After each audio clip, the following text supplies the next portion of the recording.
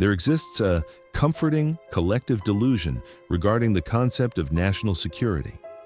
We operate under the assumption that the barbed wire fences, the radar arrays, and the heavily armed patrols of our military installations act as an absolute barrier against the unknown. We tell ourselves that inside those perimeters, human dominion is unquestioned, and that the might of the industrial military complex is sufficient to deter any intruder.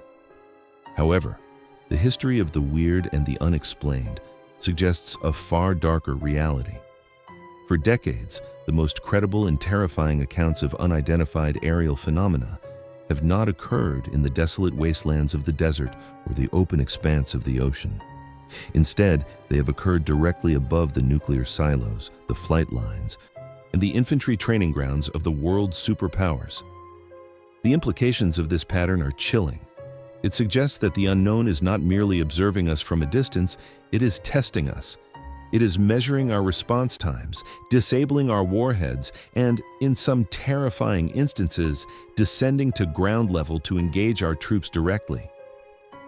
When we discuss these intrusions, the conversation usually revolves around lights in the sky, radar glitches, or pilot testimony regarding objects that defy physics. We rarely speak of casualties. We rarely speak of psychological trauma on a battalion-wide scale. Yet, there is one event that stands apart in the dark annals of ufology, a night where the line between passive observation and active abduction was allegedly erased completely. This is not a story about a blurry photograph or a single pilot chasing a ghost through the clouds. This is the story of an entire regiment, over 1,000 heavily armed men who were purportedly neutralized in seconds by a force they could not comprehend. This is the story of the Fort Benning incident, a moment in September 1977 when the United States Army may have lost control of its own territory, and the terrifying silence that has swallowed the truth ever since. To understand the gravity of what transpired that September night, we must first understand the location itself. Fort Benning, straddling the humid, pine-choked border of Georgia and Alabama, is not a minor outpost. Since the First World War, it has served as the beating heart of the American infantry, the training ground for the Rangers, and a symbol of terrestrial military power.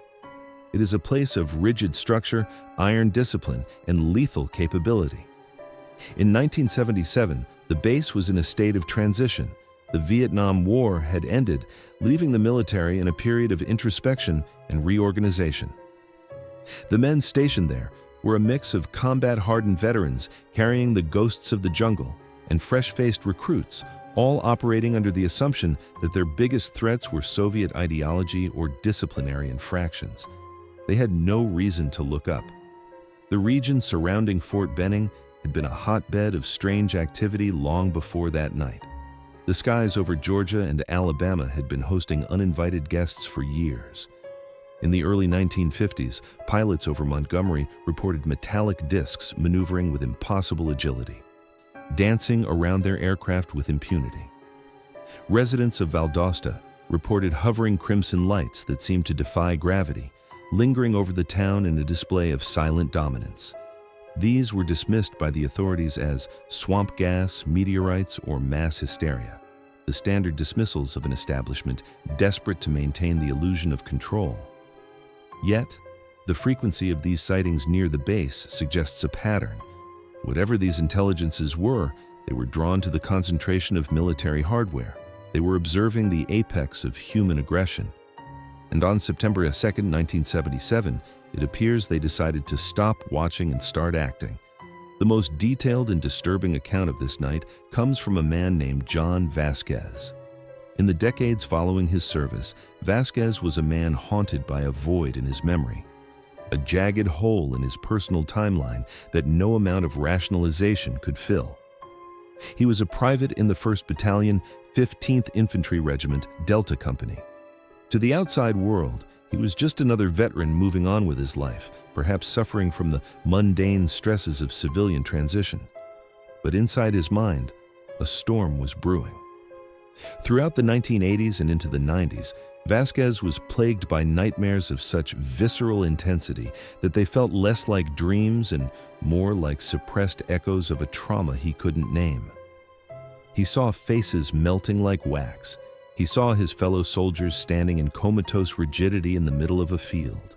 Driven to the brink of a complete mental breakdown, he sought the help of a psychiatrist and underwent hypnotic regression. What he dredged up from the depths of his subconscious was not a suppressed childhood memory, but a scene from a science fiction nightmare. According to Vasquez's recovered memories, the evening of September 2nd began with the mundane routine of military life. The oppressive heat of the Georgia summer was still clinging to the air as the sun dipped below the horizon, painting the sky in bruises of purple and orange. The 1st Battalion, roughly 300 men comprising Alpha, Bravo, Charlie, and Delta companies, was marched out onto a parade field.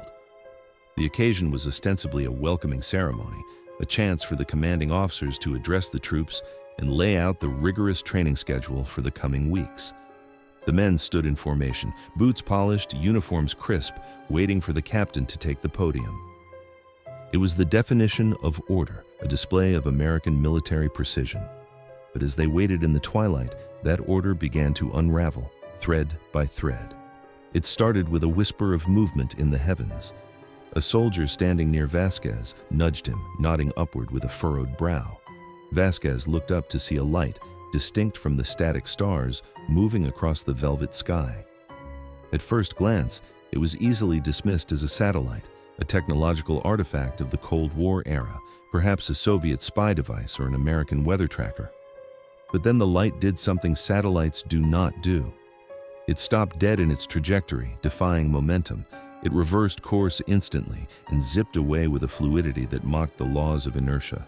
Vasquez, trying to maintain his composure and military bearing, forced his eyes back to the podium. He told himself it was a trick of the light, a visual artifact of fatigue. He told himself to focus on the captain, but the phenomenon was not finished. Moments later, a sound began to build, not the roar of a jet engine or the thrum of a helicopter rotor, which these men would have recognized instantly. Instead, it was a strange rushing noise, like a gale-force wind being forced through a massive concrete tunnel. The sound was physical, vibrating in the chests of the men, rattling their teeth. Vasquez turned toward the tree line, the source of the acoustic disturbance, and saw a second light. This one was not a distant star. It was a localized, intense luminosity rising from the woods like a second sun. He initially rationalized it as a vehicle, perhaps a truck with a high-powered spotlight, driving toward them through the trees. But as the object cleared the canopy, the scale of the event became undeniable. The light didn't just shine, it washed over the field, turning the night into a blinding antiseptic white day, casting long, sharp shadows behind the formation. Panic, usually suppressed by the iron grip of military discipline, began to fracture the formation. Vasquez recalls a scene of surreal horror. As the light intensified, he watched soldiers around him simply switch off. Men didn't just faint in the heat, they froze. He saw the soldier in front of him slump slightly but remain standing, head bowed, eyes closed, as if a puppet string had been cut but the body refused to fall. Others broke rank and ran, screaming into the darkness, their boots pounding against the hard earth in a desperate rhythm of flight. The cohesion of the battalion disintegrated in seconds. Vasquez tried to process what he was seeing, the captain on the podium frozen mid-gesture, the unnatural silence of the sleepers contrasting with the screams of the runners. And then, the darkness took him too. When Vasquez regained consciousness, the nightmare had shifted gears. He was still on the field, but his body had betrayed him. He found himself paralyzed from the waist down, rooted to the spot like a statue. His upper body was free, allowing him to twist and survey the chaos that had befallen his unit. The scene was apocalyptic. Hundreds of soldiers were scattered across the parade ground. Some were fleeing, diving into crawl spaces beneath the raised barracks buildings. Others were lying flat on the grass, and many were still standing, statues in a garden of fear, their eyes wide and unblinking, jaws slack, minds absent. The air was thick with the smell of ozone and terror. Vasquez was snapped out of his paralysis by a fellow soldier, a man he identified as Alan, who ran up and grabbed him by the arm. As the physical contact broke the spell of the paralysis, Vasquez scrambled to his feet, his legs trembling. Together, they ran. They dodged the frozen forms of their comrades, weaving through a landscape that had been transformed into a surreal tableau of helplessness. They found refuge in the crawl space under one of the raised buildings, huddled in the dirt with a few other terrified survivors. From their vantage point, peering out from the darkness, they watched the impossible unfold. A sergeant, seemingly immune to the paralyzing effects, appeared in the yard. He was screaming, his face contorted with rage and confusion, trying to reassert the chain of command in a situation that had transcended military protocol. He bellowed at the men to get back in formation, his voice cracking under the strain. Vasquez watched from the shadows as a small orb of light detached itself from the main luminosity hovering above. It descended casually, almost playfully, and struck the sergeant. The man collapsed instantly, silenced by a weapon that fired no projectile and made no sound. The demonstration of power was absolute. The light then returned, brighter this time, expanding until it seemed to swallow the entire world. In the midst of this blinding radiance, Vasquez heard a voice. It did not come from a loudspeaker. It bypassed his ears entirely and resonated directly inside his skull. It was a metallic, synthetic voice. Cold and devoid of human empathy, it said, "It is okay. Don't be afraid. Come out." The command was not a request. It was a compulsion. Despite every survival instinct screaming at him to stay hidden, Vasquez found himself crawling out from the darkness into the light. He saw shadowy, non-human figures moving with insect-like efficiency among the paralyzed troops. Then, he felt a tap on his shoulder, a tap on his back, and his consciousness was severed once again. The memories that follow are fragmented, retrieved only through the arduous and painful process of hypnosis, yet they possess a terrible specificity that defies fabrication. Vasquez recalls the sensation of ascension, of being lifted by an unseen force while his body buzzed with electrical energy. The voice returned, this time female, softer, asking him if he remembered. When he opened his eyes, or perhaps his mind's eye, he was no longer on the field at Fort Benning. He was in a sterile, curved environment, lying on a table. Around him were rows of other men, his brothers in arms, all rendered inert. He described beings examining them, entities that were not of this earth, performing procedures with a detached clinical curiosity as if they were tagging wildlife in a nature reserve. The imagery Vasquez recalled during these sessions is pure nightmare fuel. He spoke of a vision of the earth being consumed by fire, a telepathic projection meant to terrify or perhaps warn of a future calamity. He saw the face of a human, pale and pasty, melting away to reveal something liquid and mercurial underneath. These were not random hallucinations. They felt like forced inputs. A download of data he wasn't meant to process. And then, as abruptly as it began, the experience ended. Vasquez woke up back in formation. The 1,300 men of the battalion were standing in rows. The captain was dismissing them. But the world was wrong. The air felt different, charged with a static heaviness. The men around him were not the same men he had stood next to hours ago. They were shuffled, displaced. Soldiers were swaying, their faces pale, eyes glassy. Some were vomiting on their boots, unable to control their bodily functions. There was a collective sense of sickness, a physical and mental nausea that permeated the ranks. It was the aftermath of a violation. Back in the barracks, the evidence of the anomaly mounted. As Vasquez undressed, he realized his uniform was a mess. His shirt was misbuttoned, his trousers were unfastened. His boots were laced in a pattern he didn't recognize, as if a child had tied them. It was as if someone, or something, had dressed him in a hurry, unaware of human sartorial standards. Inside his clothing, he found a sticky, gelatinous substance that defied identification. But the most chilling detail was the time. In the barracks, a group of soldiers gathered in a corner, whispering frantically. They were comparing watches. One man's watch read 7:40 p.m., another read at 3:30 a.m.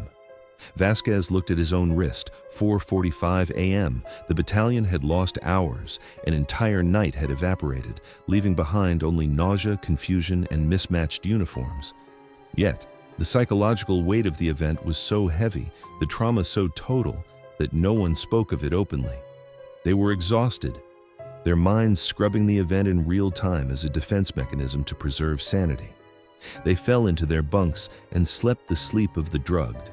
In the weeks that followed, the physical toll became apparent.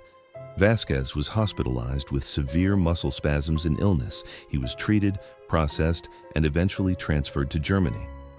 The incident at Fort Benning was buried under layers of bureaucracy and repressed memory.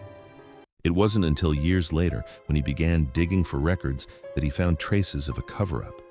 He discovered reports of a massive measles outbreak at the base during that specific window in 1977. A convenient explanation for a sudden wave of high fevers, nausea, and hallucinations among the troops. But Vasquez knew he didn't have the measles. He knew when 300 men didn't hallucinate the same metallic voice at the exact same time. Vasquez's story, in isolation, might be dismissed as the delusions of a troubled man, but he is not the only witness. In 2011, a second voice emerged from the silence, adding a layer of complexity and violence to the narrative that transforms the event from an abduction into a firefight. That voice belonged to James Norton. Unlike Vasquez, who was a young recruit, James Norton was a command sergeant major, a seasoned leader entrusted with authority. Norton's account of September 1977 corroborates the core of Vasquez's experience, but views it through a different lens, the lens of combat. Norton claims that on the night in question, he was not at a parade, but participating in a live fire exercise on the range. The stakes were high. The Secretary of Defense was allegedly visiting the base, and the troops were putting on a show of force. Norton describes the arrival of the visitors not as a curiosity, but as an assault. He recalls looking up to see flashing orbs in the sky, followed by the appearance of 3 distinct objects descending rapidly toward the firing range. In Norton's version of events, the military did not just stand by and watch. When the objects buzzed the range at aggressive speeds, panic ensued, but so did training. Norton claims that the unidentified craft opened fire, not with bullets, but with beams of energy. The description Norton gives is chaotic and terrifying. He describes soldiers returning fire, filling the air with tracers that ricocheted uselessly off the hulls of the craft. He saw a helicopter, scrambled to intercept, and was struck by an energy beam and exploding in a fireball that illuminated the desperate faces of the men below. He describes men falling around him, not just paralyzed, but burned. In the heat of the engagement, Norton claims he saw rocket-propelled grenades launched at the intruders. Miraculously, one of them found its mark. An orb was struck, losing altitude and crashing into the Georgia clay with a thunderous impact. Norton himself was not spared. He recounts being hit by a beam of light that bored through his uniform, searing his skin and knocking him into oblivion. Like Vasquez, he awoke later with missing time and severe illness. He recalls being submerged in ice water to bring down a fever that threatened to cook his brain, a detail that aligns disturbingly well with the measles cover story, which relies on high fevers to explain the symptoms. Norton's most explosive claim, however, concerns the aftermath. He alleges that under the cover of darkness, the area was swarmed by specialized recovery teams. He speaks of seeing the wreckage of the downed craft being loaded onto transport planes at the nearby Lawson Army Airfield. He describes the distinct shape of the craft, oblong, pill-shaped, glowing. He insists that the U.S. military didn't just encounter aliens that night. They shot one down, recovered the technology, and then threatened everyone involved into silence. Norton spoke of years of intimidation, of phone calls in the middle of the night, and of a life spent looking over his shoulder, waiting for the silencers to return. So, what actually happened at Fort Benning? We are left with 2 primary narratives that intertwine to form a picture of absolute chaos. On one hand, we have the mass abduction of a parade battalion, a psychological experiment in terror described by Vasquez. On the other hand, a kinetic engagement involving heavy weaponry and downed spacecraft is described by Norton. Are these two separate events that occurred simultaneously in different sectors of the base? Or are they the fragmented, confused memories of men subjected to something else entirely? The skeptics, the debunkers, and the official channels have a ready-made answer: the measles. It is a matter of historical record that viral outbreaks can occur in the cramped conditions of military barracks. A high fever pushing 104 or 105 degrees can indeed cause delirium. It can cause hallucinations. If a large portion of the battalion was incubating the virus, the stress of the parade or the training could have triggered a mass psychogenic event. The lights could have been flares or heat lightning, distorted by fever-addled brains. The paralysis could have been physical weakness. The missing time could be the result of passing out. It is a tidy, logical explanation. It preserves the status quo.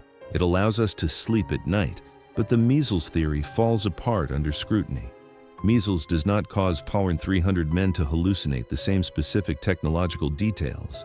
It does not explain the physical burns Norton claimed to have. It does not explain the radiation-like symptoms that plagued the men for years, the muscle spasms, the chronic fatigue, the strange cancers. These are not the footprints of a virus.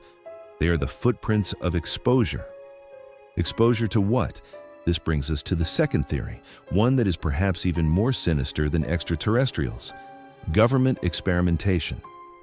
We know that the CIA and the military have a long, dark history of testing chemical and biological agents on unwitting service members. Project MK-Ultra, the Edgewood Arsenal experiments, these are not conspiracy theories. They are documented facts. Is it possible that the lights were delivery systems for an aerosolized hallucinogen? Was the Fort Benning incident a massive field test of a mind control agent or an incapacitating gas? Consider the details. The rushing wind sound before the onset of the event could have been the deployment of a gas. The metallic voice in the head sounds dangerously like the effects of microwave auditory effect technology, or voice of God weapons, which were being researched during the Cold War. The paralysis is a known effect of certain nerve agents. If the US government wanted to test a weapon designed to neutralize an enemy battalion without firing a shot, Fort Benning would be the perfect laboratory, and the soldiers the perfect lab rats. The alien imagery could have been screen memories implanted via hypnosis or suggestion to mask the human origin of the trauma. This theory suggests that the monsters that night were not from the stars, but from the Pentagon. However, there is a third option, the option that both Vasquez and Norton died believing, the option that explains the radar data, the silence, and the terror, that we are not alone and we are not in charge. If the extraterrestrial hypothesis is true, the implications of Fort Benning are staggering. It implies that in 1977, a non-human intelligence demonstrated total superiority over the US Army. They froze a battalion, abducted them, examined them, and returned them, all while shrugging off conventional weapons. The battle Norton describes was not a fight, it was a swatting of flies. The recovery of the craft suggests that we may have gained technology from the event, but the cost was the sanity and health of over 1,000 men. It reframes the UFO phenomenon not as a series of sightings, but as an ongoing, low-intensity conflict. The silence surrounding this case is perhaps the most telling piece of evidence. Freedom of Information Act requests regarding the events of September 2, 1977, are routinely denied or return redacted pages of nothingness. John Vasquez spent his life fighting a bureaucratic monolith that refused to acknowledge his service records at Benning during that time frame, despite his physical presence there. James Norton was ghosted by the very institution he served. Why go to such lengths to hide a measles outbreak? Why erase the records of a training accident? You only bury the truth this deep when the truth is dangerous. You only threaten witnesses when their testimony threatens the foundation of your power. The story of Fort Benning is a story of violation. It is the violation of American airspace, the violation of the human mind, and the violation of the trust between a soldier and his country. Whether the perpetrators were gray beings from Zeta Reticuli or gray men from the intelligence community, the result is the same. 1 of 300 men were broken and discarded. Their memories were stolen, their bodies scarred, and their service erased. As we look back at this incident, we must ask ourselves, if this happened in 1977, what is happening now? With the recent disclosures of the Tic Tac videos and the government's admission that UAPs are real, we are inching closer to a reality that Vasquez and Norton lived through decades ago. But they didn't see blurry dots on a screen. They saw the face of the phenomenon up close, and it terrified them. The lights are still appearing over our bases. The radar is still tracking the impossible. The question remains, are we any more prepared now than we were then? The Fort Benning incident stands as a monolith in the fog of UFO history. It is a case that demands to be solved, not just for the sake of curiosity, but for the sake of justice for the men who stood in that field. They were ready to fight a human enemy, but they were ambushed by the unknown. And the unknown is still out there, watching, waiting, and perhaps preparing to descend again. The silence that surrounds Fort Benning is not empty. It is full of ghosts. We must keep digging. We must keep asking the uncomfortable questions. Because the only thing more terrifying than the idea that we are being watched is the idea that the people sworn to protect us are complicit in the silence. We must demand the unredacted truth, no matter how disturbing it may be. If you believe that the truth deserves to be heard, if you believe that the soldiers of Fort Benning deserve to have their story told without ridicule, then make sure you share this video. Leave a comment below with your theory. Was it aliens, a government experiment, or something else? The algorithm suppresses what it doesn't understand, so help us break through the noise. Subscribe to the channel and turn on notifications, because we are going to keep pulling at these threads until the whole tapestry of lies unravels. Until next time, keep your eyes on the skies. You never know what might be looking back.